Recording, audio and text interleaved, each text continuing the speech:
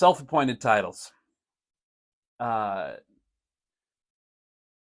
what makes somebody the best at what they do? It's a good question to ask. I had done a promo video for my teaching studio um, quite a long time ago. Just like Worcestershire sauce, yes. And in this promotional video I did, I was being really goofy, just kind of how I am all the time. I was wearing these huge glasses, and I said, "Heard you're looking to take drum lessons." And I, did this goofy promo thing, and I said, "I have the best students because they have the best teacher." And then I started laughing. it was uh, it was obvious that I was joking in the way that I said that. But there are some people who are music teachers or teachers of some sort, and they will um, make this claim that they are Idaho's premier instructional studio or the Treasure Valley's premier whatever. Well, who who assigned that title to this company or this person? Was there a Best of Boise? Even that is a little sus. those things. It's maybe the Better Business Bureau might be somebody that would give some kind of what you call it, accolades or some kind of recognition award, because maybe they've been a part of the Better Business Bureau for 5 years or a decade or whatever, and based on customer reviews and those kind of things versus maybe customer complaints, that you would get some kind of rating with the BBB. And a lot of times businesses get sent something to display on the wall of their business from the Better Business Bureau that said uh, Better Business Bureau associated business or 5-star rating or whatever. I don't remember. Fisher Landscaping had one years ago that we had some kind of uh, certificate from the Better Business Bureau claiming that we were, you know, some kind of top rated business. Excuse me. So places like that might say that, but I think it's kind of weird for somebody to just say that about themselves. Um, Me, example, as a drummer, I think I do pretty well at what I do, and I'm always trying to be better at what I do. But I would never make a claim trying to make myself puff up bigger than what I am. Let's see. Greg always has good stuff to say. Let's see what Greg says. Their own ego assigned it. Yeah, the only time I ever the only time I ever say that anything like that, it was a joke. Yes, yes. Well, Greg is owns a recording studio in Emmett, I believe. It's in Emmett. I have a lot of friends that own recording studios. Maybe they're small, like what I have here. Um, I never really think of myself as in competition with those other people. I think um, for the most part, all these recording studios are offering a pretty good product, and so clients may go to those different places based on maybe an existing relationship that they have, or a comfort they have, or a vision is a lot of times the most important thing. Like these people who want to record music, does the people recording the music for them share in their vision and desire to help them do that? But I would never claim FM Studios is the premier recording studio of the Treasure Valley. Says who? Now, I'm not saying that we don't know what we're doing, um, but I would never use that. If people wanted to say that about us, like, you can't stop that. Just like you can't stop anybody saying that guy is the worst drummer I've ever come across, right? Competition happens at the bottom. The rest of us help each other. Yeah, that's a pretty good saying, actually. I don't know what it is with these hiccups I keep having come and go.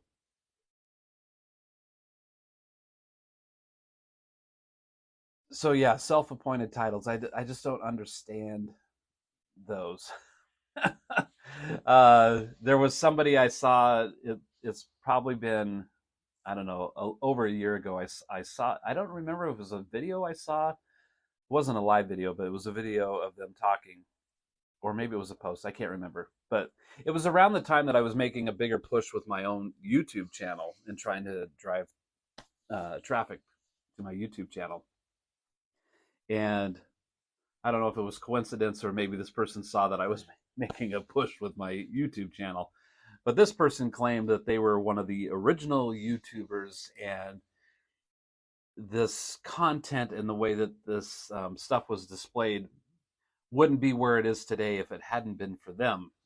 Just really, I was the original one of the original YouTuber, like a handful of us were the original people doing this back in 2015 or so, whatever the year was that they claimed.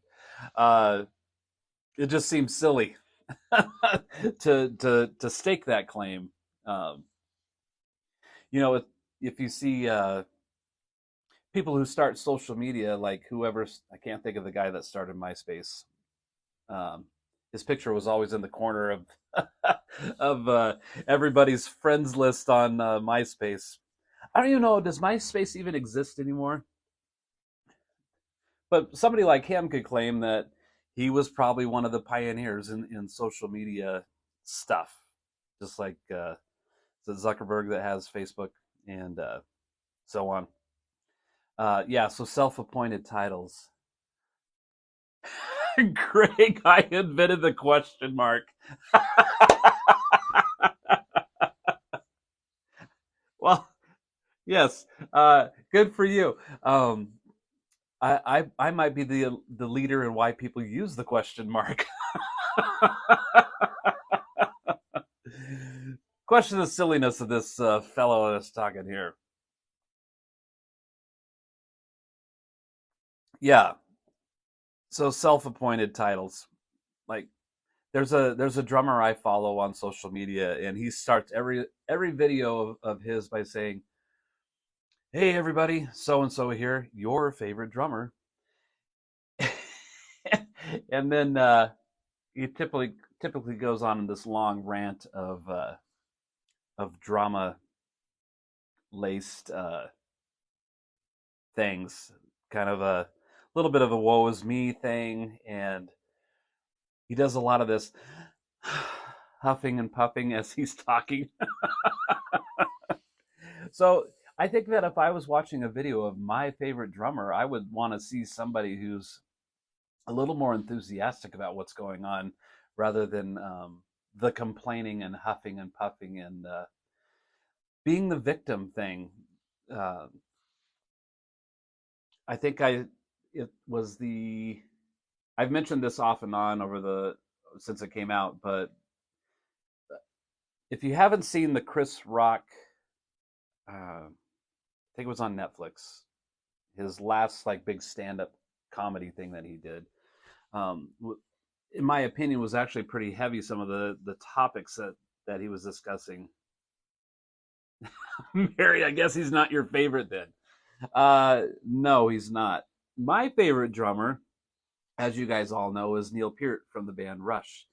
I have never, ever, ever seen any interview or video of Neil saying, thank you for the interview. You know, I know I'm the world's best drummer, and want to talk about how tough it is to write lyrics for this band all the time, and touring is just a drag." And yeah, Neil Peart never said anything like that.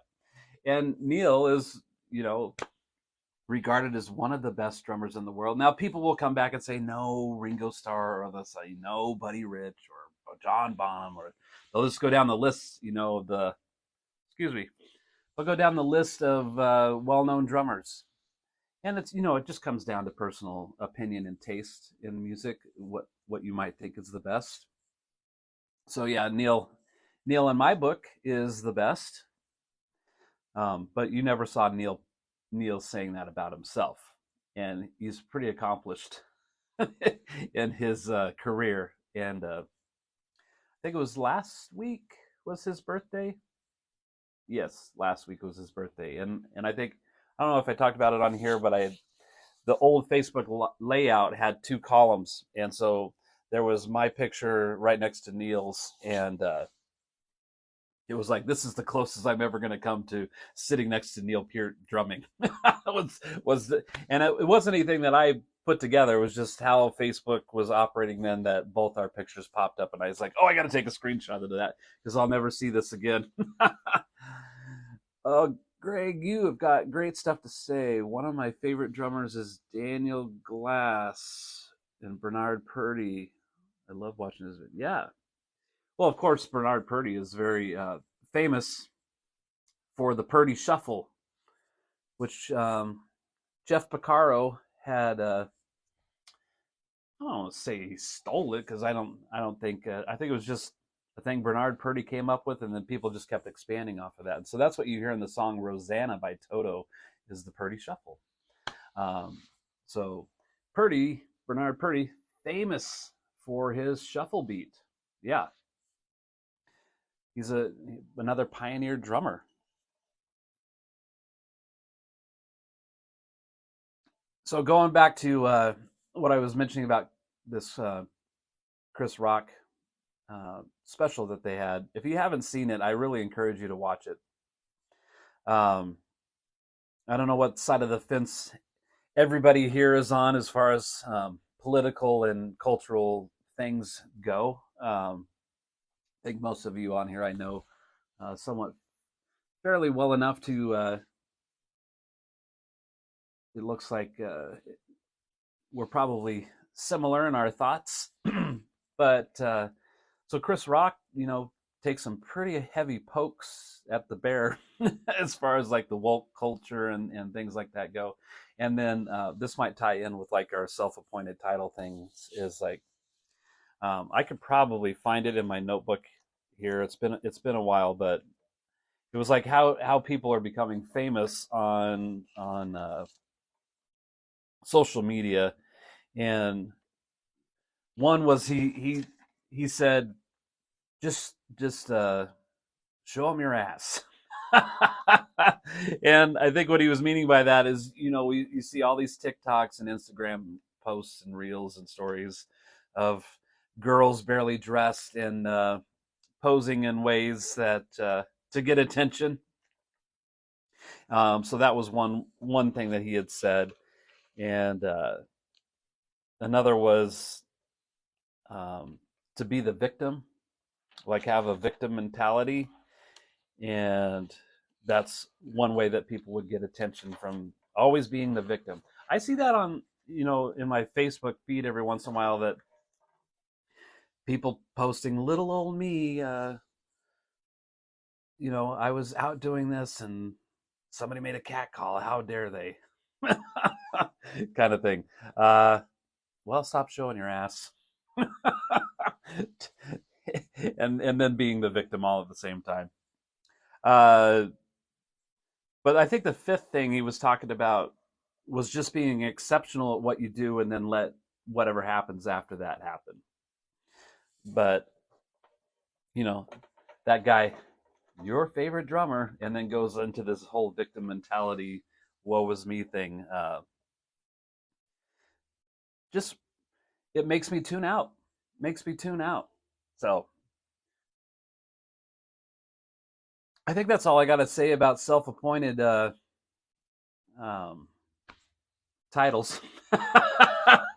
Maybe you might see that now in your Facebook feeds, where if you look through, or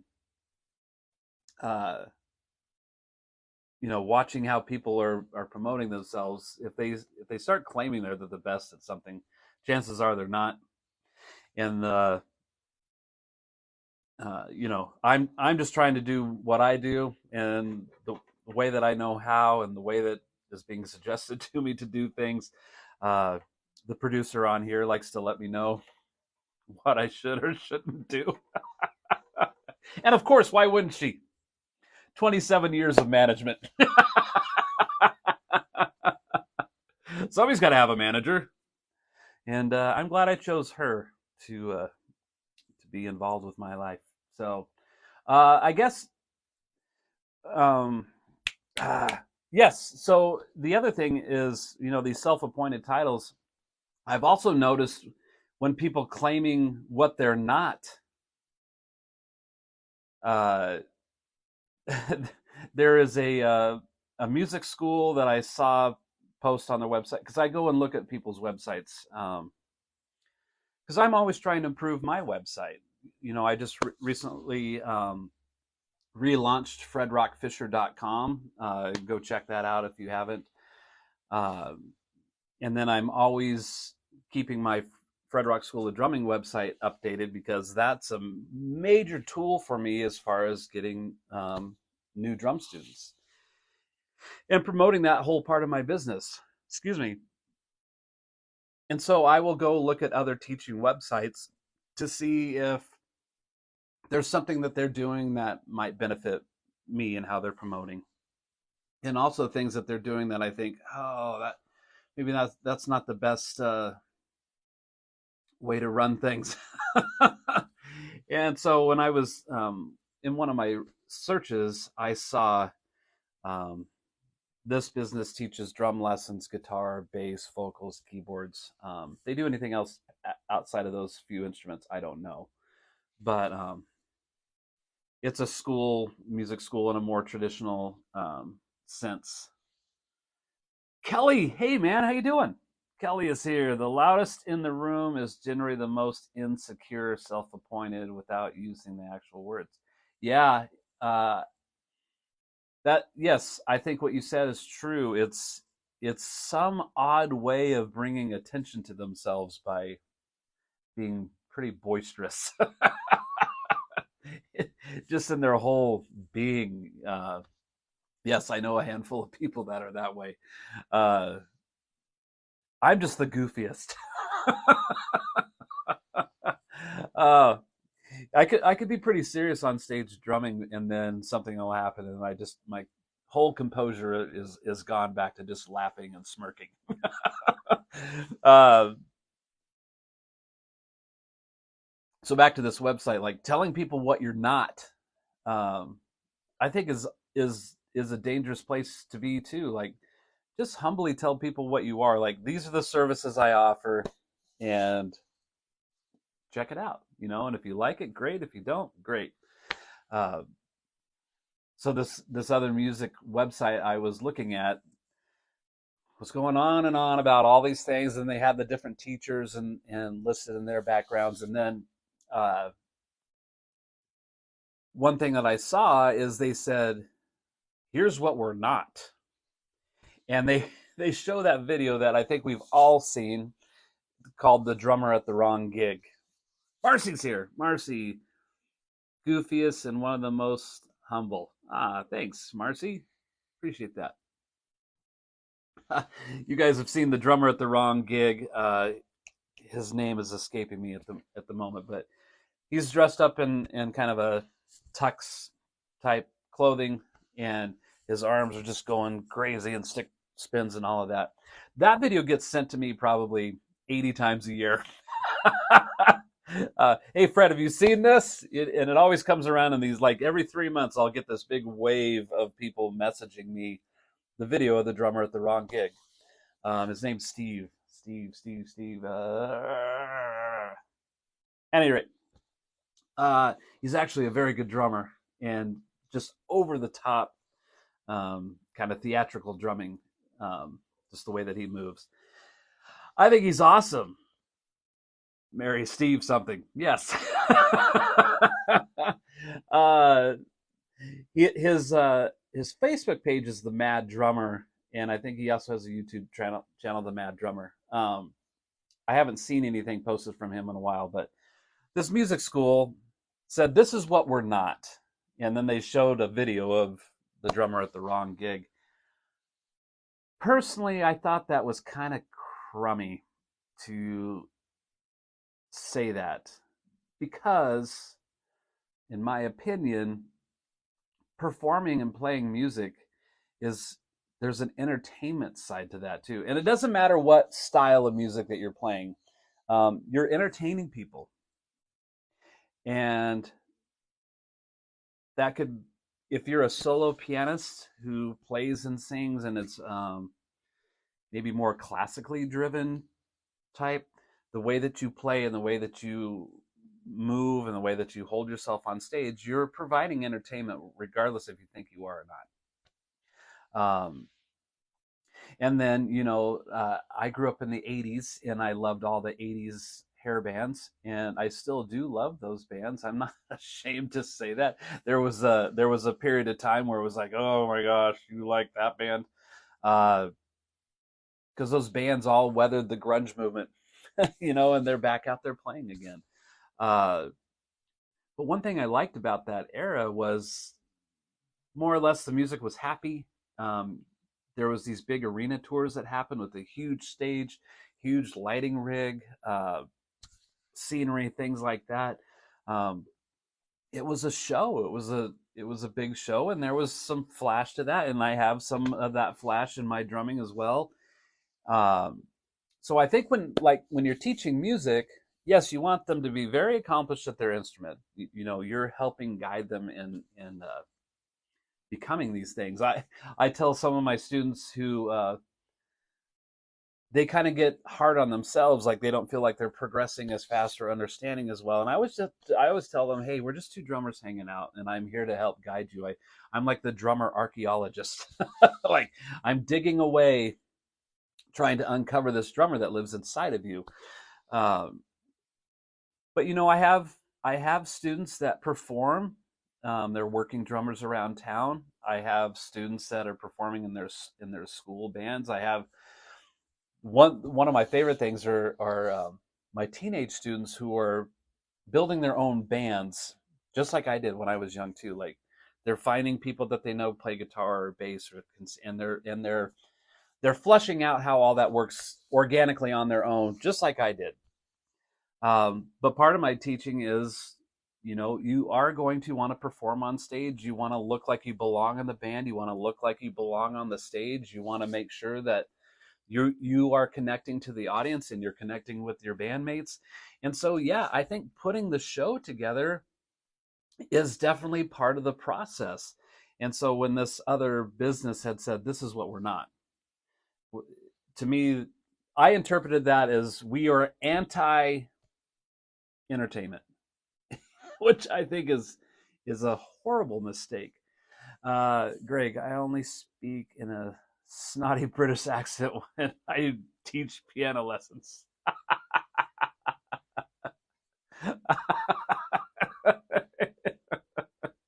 I love that. That's good stuff right there. I've also seen people who are new to teaching, who are even some that I've had phone calls with. They're like, they see that I've had some success in growing my teaching business, and that's what I do for a living. Wanting some tips and some knowledge in how I did that and how that they could do that, and then I'll see them post not long after, I charge a premium for lessons, and I only deal with people who actually want to learn or who are serious about this instrument. And I thought that's seems like a bunch of negative stuff, telling people what you're not. Um, I'm not the cheapest. I'm only deal with serious people. On the other hand, I welcome everybody who wants to learn, regardless of the reasons. I've got adults who come in here, they're in their mid 50s to, early 70s, and all they want to do is sit at their drums, listen to music, and play along. They don't have any desire to get on a stage. It's like a therapy for them in a lot of respects. And they just enjoy the process and learning something that maybe they put off since they were kids. They just always wanted to do it. I welcome those students. And then I have students who come into me, they're young, they're very, very driven, just like I was when I was little. They got bit by the bug, and they actually talk about having music as a career, and um, they're very energetic and enthusiastic, and I love working with those people as well. Um, I've got other students that are this time of year is crazy busy for people, especially if they're involved with sports. My gosh, the demand on sports uh, for some of these students, they're practicing 3-4 times a week, sometimes 5 plus Saturday. That's a big demand for a elementary kid soccer practice. uh, that just seems overly demanding of their time to do that.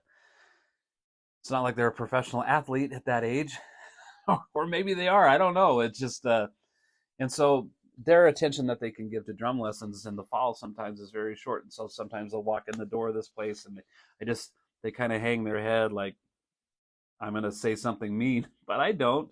I understand. So sometimes they're not progressing as fast as they think they should, just because so much is. Anyway, blah blah blah blah blah. It's interesting when somebody's trying to build a teaching business that they're already saying, I only want to deal with this very narrow group of people to make it worth my time. So then I ask myself the question, like, do they really want to teach? Now, on the other hand, I know other drum teachers who have been doing it for decades, and maybe they have a pretty big name themselves, and they only want to deal with other professional drummers. Peter Magadini, who I had became friends with in November of 20, who just recently passed away, drummer for Diana Ross, amongst many, many other superstar musicians, on the board of directors for Modern Drummer magazine, had written multiple instructional books, very well known. But he still taught drum lessons, and he was 80 years old when he passed away, but he only taught lessons. His schedule was you take a lesson 2 times a month, and his lessons were $100 a lesson. And he only worked with people like myself. He didn't take anybody new. He only took people who had a really solid grasp on drumming and had some experience. And those were the only students that he would take. But he didn't start out that way. He started out just like I am, teaching anybody and everybody who wanted to do stuff. And a lot of his instructional books are geared towards beginning drummers. So I think if you're 80 years old and you have that resume, then you probably could be picky about who you're working with. I don't feel like I want to make sure that I'm clear. I'll take anybody just because I enjoy doing it, not because I need to fill these spots necessarily. I genuinely enjoy teaching everybody at every skill level. It's really fun to just watch and to be a part of that process. So, stop telling people what you're not. As your advertising tool, I guess, just be clear. I offer these services. You don't have to be clear. It's not the other way around. I teach drum lessons, but I don't do this, this, this, this, or this. Okay. Well, you might have alienated, a lot of opportunity there by saying what you're not. So maybe teaching isn't for that person. So self-appointed titles, don't do it.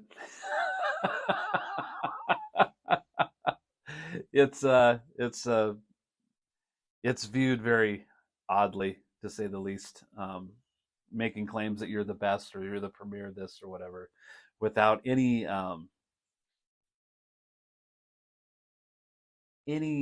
what's the word I'm looking for? Anybody who is like a checks and balances system, how does a restaurant claim that they're the best restaurant?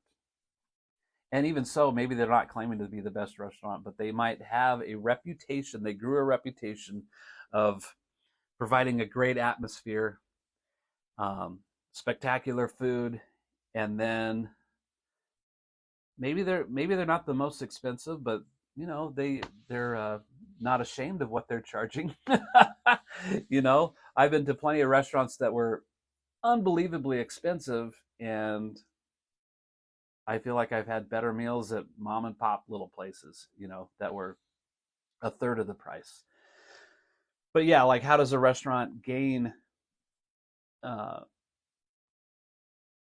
some kind of right to promote themselves as being the best or whatever?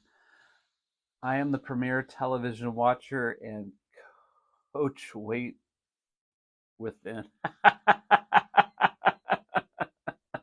and couch. See, I don't have my glasses. Someday I might actually bring my glasses in the room. Yes, the premier television watcher and couch weight within 7.56 miles. Yes, congratulations. I'm the best coffee drinker in this room at this moment.